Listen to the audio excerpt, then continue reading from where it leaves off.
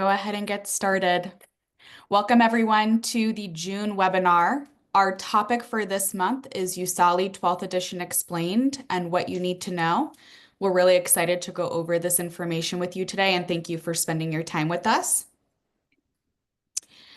For those of you who do not know who Kelsey and I are, my name is Katie O'Han. I'm a customer success manager here at Inflow.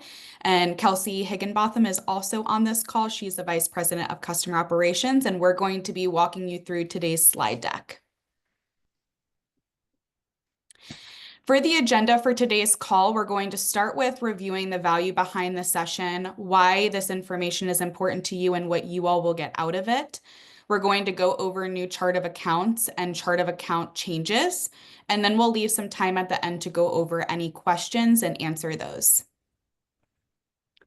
Feel free as well. I believe there is a Q&A button at the bottom of your Zoom screen, so you can submit questions throughout the session, and then we will answer them in a consolidated format at the end of the call.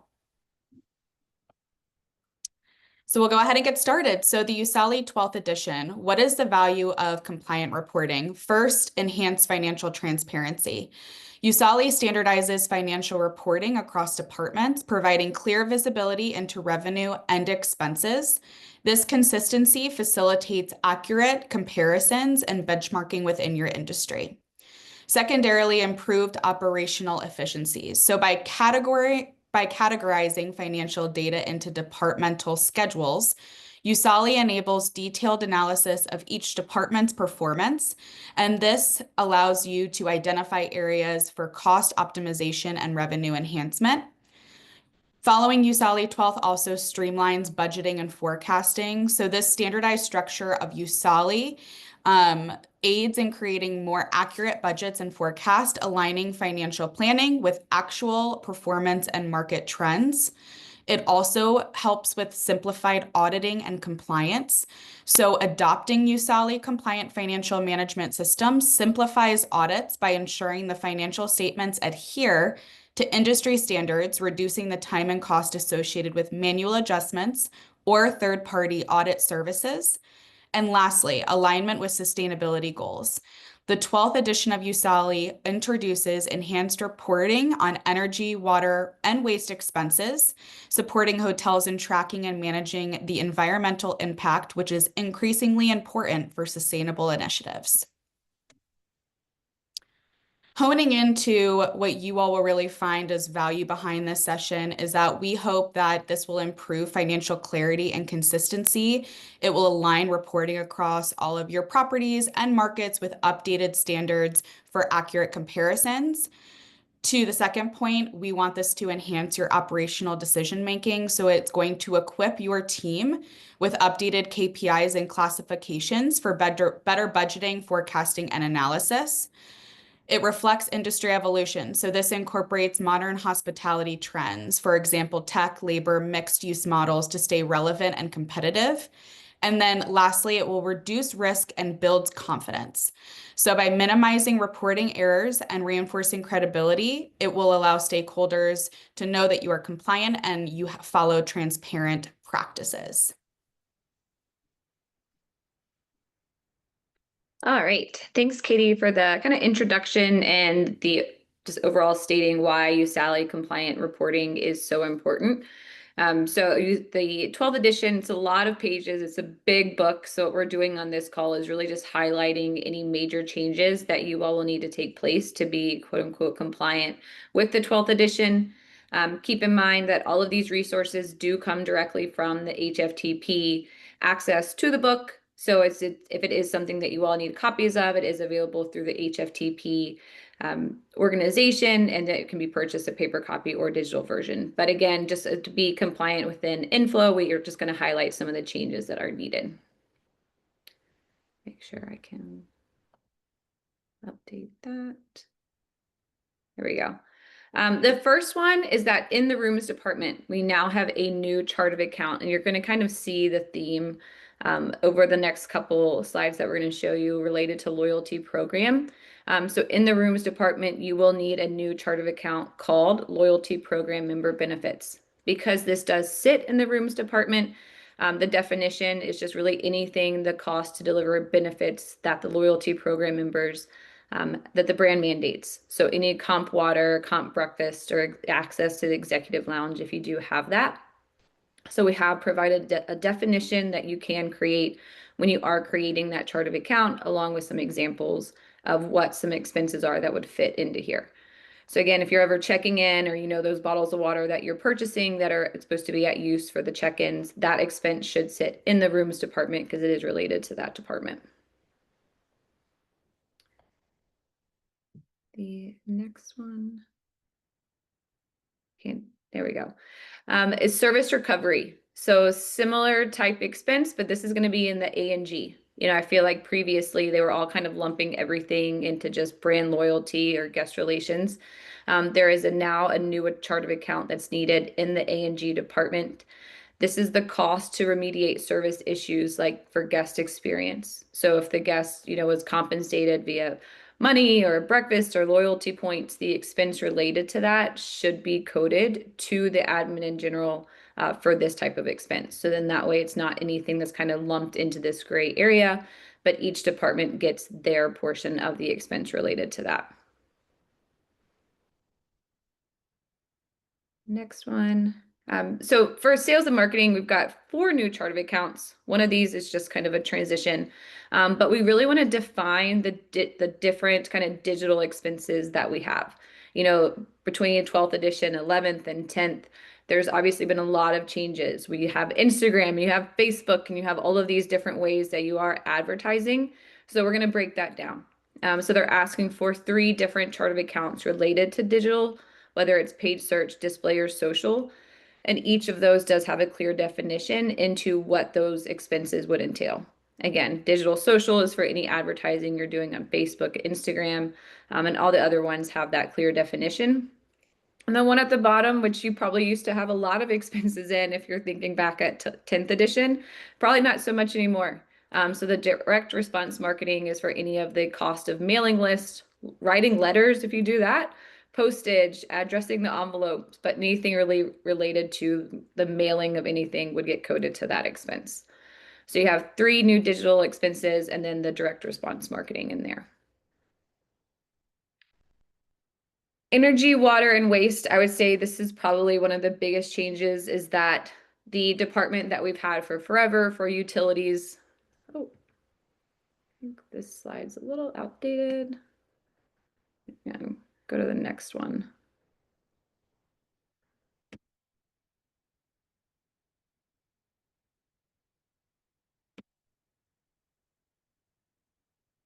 Maybe we'll go through the next ones. So we have a section for, we'll cover with the utility to energy, water, and waste. So we'll get to that one. This one's going to be the chart of account changes. So we just anything that you currently have that might have an update to whether it's a name or a department, we're going to highlight these.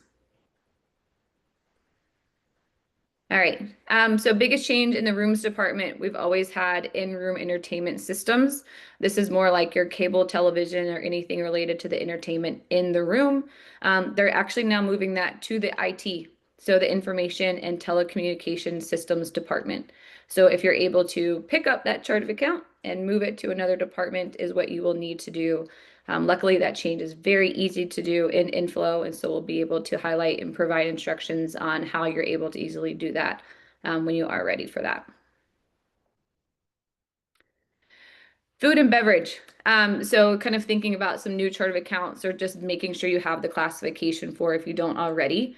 So if you do have a food and beverage department, if you're thinking about all the new expenses that you have now versus what you didn't have prior to, you know, COVID.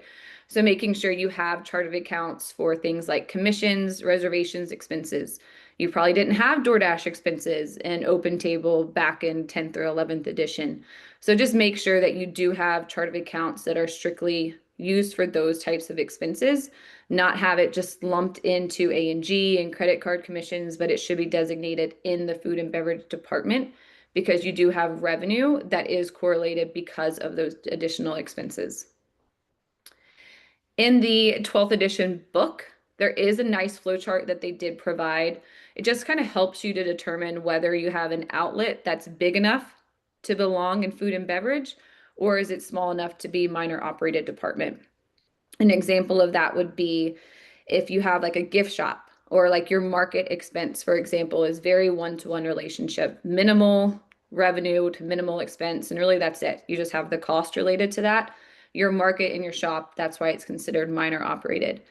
For any of your outlets that do it is like a restaurant and you have a lot of different revenues, you have a lot of expenses related to that, that's considered big enough to be its own food and beverage department. So they did provide a flow chart, kind of like one of those questions and answer ones that you can monitor that with your business to see whether that department is big enough to go into food and beverage, or is it more of a minor operated. So a nice good flow chart that they did provide that is available. The next department is in A&G. So previously we had something just called employee recruitment, or you might have had it called something similar. They've just renamed that to distinguish that it's human resources recruitment / relocation. So all the costs directly related to recruiting, human resources like relocation, background checks, those are the items that should be coded to this expense line. Also, just notating that it's called Human Resources Employee Relations. Again, maybe previously just called Employee Relations or something similar to that. Just renaming it for consistency purposes to kind of be streamlined within the industry. And that one obviously just has any cost related to employee retention or engagement of the associates, employee awards, events, any activities that you have to really just improve overall employee health. So just some name changes that we have in there. Sales and marketing. So they were very clear in their distinction of the only other chart of accounts you should have in the sales and marketing department to account for your franchise fees. In the position that Katie and I are at, we see a lot of different chart of accounts, a lot of different kind of creative franchise type accounting. They were very like kind of laid it out. These are the only 4 that you should have. So you should only have franchise and affiliated marketing for any of your costs paid directly to the franchise for that purpose. You should have franchise fees, royalties. That should just be that straight royalties that you get charged typically on a percentage of your room revenue, depending on your franchise agreement. Everyone has that one, but the only thing coded there should just be the franchise fees, the percentage royalty. Loyalty programs. So we have loyalty programs and loyalty program promotion. So a little bit different, but just making sure that you are clear in the definition of why you would use each one. And again, in the book that they provided, digital version as well, it provides some kind of explanation or examples of why you would use these and those certain promotions. Again, used to be back in the day, they would just put everything to brand loyalty in the sales and marketing department. So one thing that you've obviously seen is let's get the rooms portion into that department, guest retention or guest, any service type items, put that in A&G. And then in the sales and marketing department, they should really only have the expense related to these items. And again, a theme of kind of old financials to what people use now. They don't separate franchise within the sales and marketing or even put franchise on their own page. I know that is something that's very hard for people to let go of, is everyone wants to see franchise on this own page, completely separate. They say that don't do it, making sure that it is just in the sales and marketing department. What you decide to do with your financials is up to you. But they did designate, it all should be in that sales and marketing department grouped within just overall sales and marketing expenses. Next, other ones, changing the chart of account that was previously called media, or any accounts that like for printed material, radio, advertising, kind of put it all into one, print, radio, and television. I think what's happening is that these chart of accounts are getting much smaller. So kind of having everything under one kind of umbrella with print, radio, and television is the goal of that. And then I highlighted on this a little bit ago, but just that direct response marketing, previously called direct mail, what that changes, what that takes place. So you can just rename that chart of account for those updates. So those should be easy. Property ops and maintenance. So previously waste removal, all your trash removal was in your property op and maintenance. People, you might have actually just called it R&M. So that is now moving over to the energy, water, and waste department, which is the old utilities department. So utilities is now energy, water, and waste. but making sure that we're taking that waste removal and moving that over to that department too. This is what I was talking about. So earlier I showed a slide that had little updated information. So our new department, Energy, Water, and Waste, technically it's not new. You just take utilities and rename it. So we need to rename our utilities department to Energy, Water, and Waste. And then you can classify these different expenses a little bit further if you want. If you obviously do not have these types of expenses, like if you don't have a trash bill related to landfill, recycled, and compost, just having waste is fine. But if you do want to classify each of these further, you definitely can do that. So under energy is where they have electricity, fuels, gases, and vehicle fuels.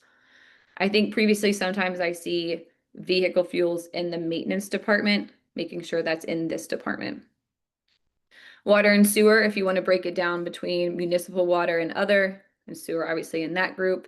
And then your waste, which is all of your waste removal. So this is probably one of the biggest changes just because everyone's so used to seeing the word utilities on financials. Just an easy change with an inflow to click on it and we can change that name. All right. So just gonna kind of open up the Q&A session. I know in my experience when we moved from 10th to 11th edition, there were a ton of questions that people had with that. So what we wanted to do on the call today is really break it down, save you the time of reading, you know, all hundreds of pages if you don't have to. So we've highlighted these changes. Some important notes to make is that the understanding is that everyone should be making these updates and be ready by January 2026. So don't feel rushed, like you have to get this done today or next week. They want to make sure that everyone is compliant by January 2026. So my recommendations is let's do some easy updates. If you want to update your utility department to the energy, water, and waste, everyone that's on the call today, you can easily do that within your chart of accounts in the chart of account classification page. And we will be providing some knowledge base articles on where you can make all of these updates that we've highlighted.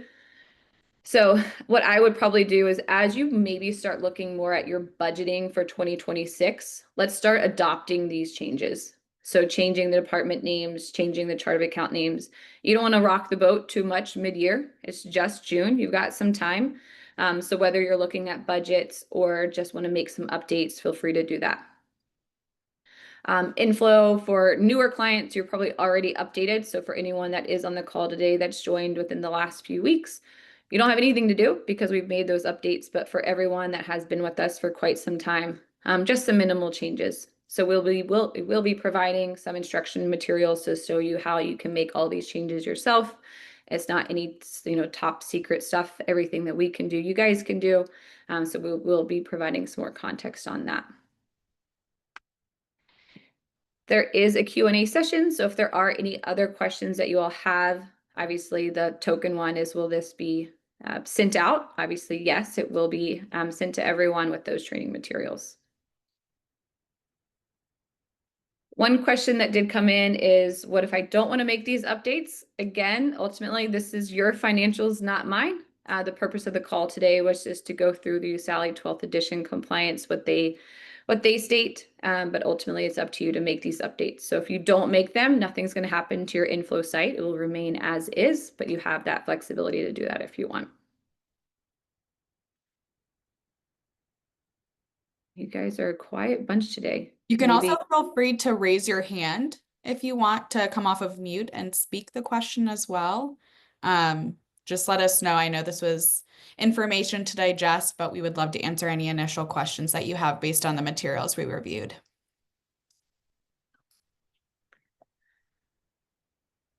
All right, we've got one. So you're gonna Yep. Okay. All right, Anne, you're off of mute. Okay, thanks. We are new clients and we're actually going through the initial implementation right now. You mentioned that new clients are already updated, so is it correct to say that we will enter inflow with USALI 12? We will double check because all the important updates we've made have been within the last month or so. But Anne, I'll double check your site and we'll get back to you on that with that confirmation. Okay, great. Yep. And So then, oh, sorry, go ahead. and then I wondered if there is a comparison between 11 and 12 line by line. Like I have, they sent us a spreadsheet that has the chart of accounts to begin looking at it, see if we want to make any changes. I'm not sure if that's 11 or 12. I will confirm. Let me see where you are in your implementation. More than likely it should be the 12th edition, but let us confirm and we'll get back to you on both of those. If you are in the process of implementing, we'll get with your implementation specialist and confirm Okay. on that. And then the flow chart you mentioned, is that available? That is available within the USALI resources, but maybe it's something that we can kind of walk through with you because it is something that they kind of house. Okay. And then can we share this webinar with our GMs? Is it something I can send them? Yeah, of course. All of this material, and that kind of answers a couple questions that have come in. Will the slide deck be sent out? Yes, all of this will be available within the knowledge base, so we'll send that link out. And then as a PDF version as well. Great. Thank you. Thanks, Anne, for being brave and being the one to and ask the questions. Everyone else just typed it in. No, that was perfect. Thank you so much.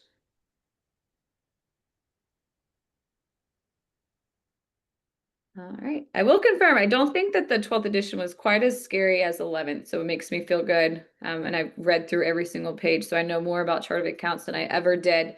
Again, it's a great resource to have. I have it just literally right behind me. They have a lot of good resources if you do purchase it online. A lot of like good help for coding expenses and things like that. So definitely a good resource to utilize. All right, Katie, I think we're good. Wrap it up. Awesome. So as Kelsey mentioned a few times, we're going to send an email out to everyone with the recording, which is going to be housed in a knowledge base article. And we are also going to be sending you the slide deck itself for you to back reference any of the materials we reviewed. We're also going to have it live on a homepage card. So if someone did not register, they will see it popped up on that main page when they log in to be able to review and watch on their own time. But we really appreciate you all joining and engaging with the Q&A. As questions come up, always feel free to reach out to us. And we hope that you have a great rest of your week. And thank you again for your time.